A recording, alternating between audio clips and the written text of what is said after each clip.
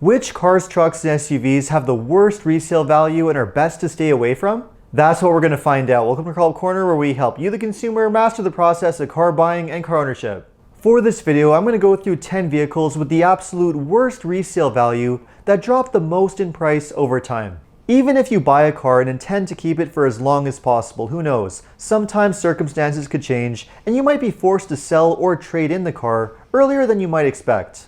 And if you do buy a car for the short term, the last thing you want to do is to buy a car that loses a lot of its value over time. So to find out which cars have the worst resale value, make sure to stick around until the end of this video. And if you enjoy and get value out of this video, make sure to subscribe to my channel. I post 2 videos a week, always straight to the point, valuable car buying advice, designed to help you, the consumer. So we're going to start this list off with number 10. In the small compact car category, we have the Mitsubishi Mirage. According to iSeeCars.com, the Mitsubishi Mirage loses 32.3% of its value in the first 5 years of ownership. Now admittedly, that's not too bad because all compact affordable cars are very good at holding their value over the first few years. But as far as compact cars go, the Mirage is at the absolute bottom, and it's not hard to see why. It's just not a very well designed car with an uncomfortable ride, dated technology, and a very underpowered 3-cylinder engine. They also don't offer very good value for money, so if you do want to buy a small, compact, affordable car, you'd be much better off buying something else instead, like for example the Toyota Corolla. The Corolla might be more expensive to buy than the Mirage, but it's also going to hold its value a lot better over time too, with better value for money, a better reputation for reliability, and a more satisfying driving experience with more power and better technology too. And next up, we'll do the truck category for number 9, which is going to be the Nissan Titan. Now, just like affordable compact cars, trucks in general are known for holding their value fairly well over time. According to iSeeCars.com, the Titan loses 37.2% of its value over the first 5 years. Again, not terrible, but this is still at the very bottom when compared to any other truck that you can buy. And this can be explained by the fact that the Titan is just not a very popular vehicle. Nissan has even stopped selling the Titan in the Canadian market altogether, and based on the way sales are going, they might do the same in the US market too. So if you want a truck that's not going to lose a lot of value over time, the best thing to do is to buy a more popular truck instead. And next up on the list, in the hybrid car category, we have number 8, which is the Hyundai Sonata Hybrid.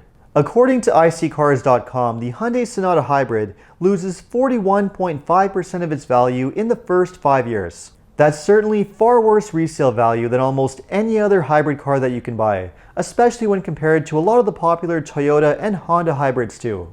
Although Hyundai is starting to pick up when it comes to hybrid vehicles, they're not exactly well known for hybrids in the same way as other brands, especially when compared to Toyota. Combine that with its generally lower reputation for reliability, and that might explain why the Sonata Hybrid is just not as good at holding its value over time.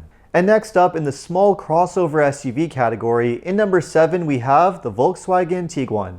As far as small SUVs go, the Tiguan comes at the absolute bottom of the list when it comes to resale value. According to iSeeCars, the Tiguan loses 42.1% of its value in the first 5 years of ownership. And a lot of that really has to do with the Tiguan's reputation for reliability and repair costs. The reality is that Volkswagens are just not known for having strong reliability as they age, especially well past the warranty period.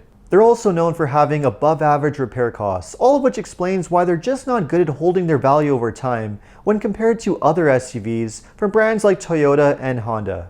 And that's also true of the next SUV on the list. In the mid-size SUV category, we have number 6, which is the Nissan Pathfinder. According to iSeeCars.com, the Pathfinder loses 44.9% of its value in the first 5 years of ownership. Again, this is much lower resale value when compared to a lot of other mid-sized SUVs. And like Volkswagen, part of this can be explained by Nissan's reputation for reliability. Older Pathfinders, for example, were known for having transmission problems, especially with the CVT transmission, which was known to fail and be extremely expensive to replace. And expensive repair costs can also explain the low resale value for the next car on the list, which is in the electric car category, number 5, the Nissan Leaf. The Leaf was one of the very first electric cars to hit the market over a decade ago, and according to iSeeCars, it doesn't exactly have great resale value. On average, the Leaf loses around 49.1% of its value over the first 5 years of ownership. In the case of the Leaf, much like a lot of other older electric cars, there is a general fear when it comes to repair costs, battery degradation, and the replacement cost of the battery pack.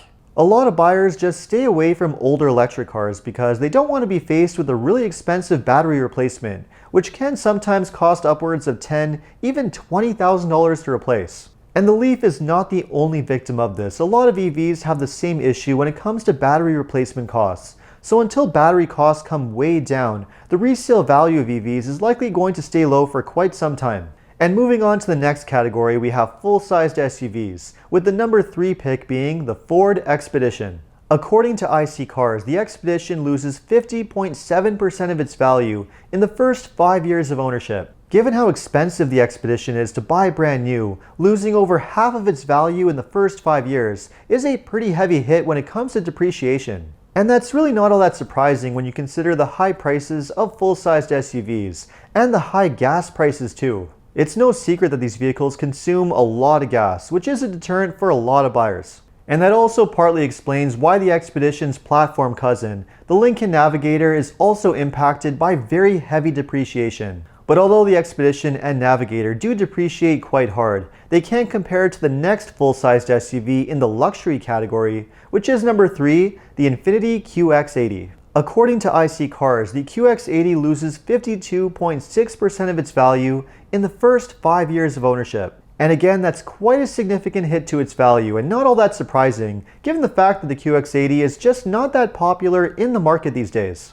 It's a fairly dated SUV that's not all that competitive when you compare it against a lot of the alternatives. It's also very expensive to buy brand new and has very poor fuel economy too, all of which explains its low resale value. But the reality is that a lot of luxury vehicles are just not that great at holding their value over time, and we can definitely see that with mid-size sedans in the number 2 spot, which is the Maserati Ghibli. According to IC Cars, the Ghibli loses 56.3% of its value in the first 5 years of ownership. And honestly, I've seen them depreciate even faster than that, and a lot of it can be explained by their very high prices when new, but also their below average reputation for reliability and very high repair costs as they age, especially past the warranty period. This also explains why a lot of other European luxury sedans have poor resale value as they age. The Audi A6, Volvo S90, and Jaguar XF are all on the IC Cars list of fast depreciating cars. A lot of used car buyers just stay away from these cars altogether, thanks to their high repair costs and below average reliability too. But as bad as that is, the resale value of mid-size luxury cars can't compete with the depreciation on full-size luxury cars, including the number 1 car on the list, which is the BMW 7 Series.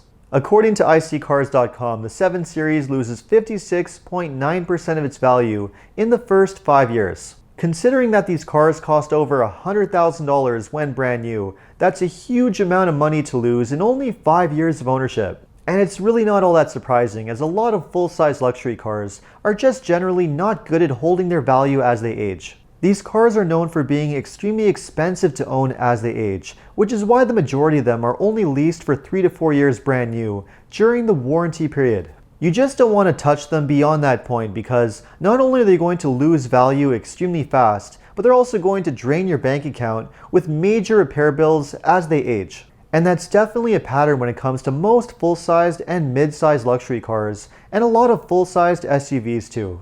So there you have it, the 10 vehicles with the worst resale value in 2023. Let me know what you thought of this list, and if you have any suggestions for any future car videos, just leave a comment below. And if you enjoyed this video, make sure to like and subscribe. You can also take a look at my other car videos by clicking these links over here. Make sure to follow me on TikTok and Instagram. And if you need any additional car buying advice, recommendations, or help with getting a great deal on your next new car purchase, make sure to check out carhelpcanada.com. Thanks so much for watching, and see you next time.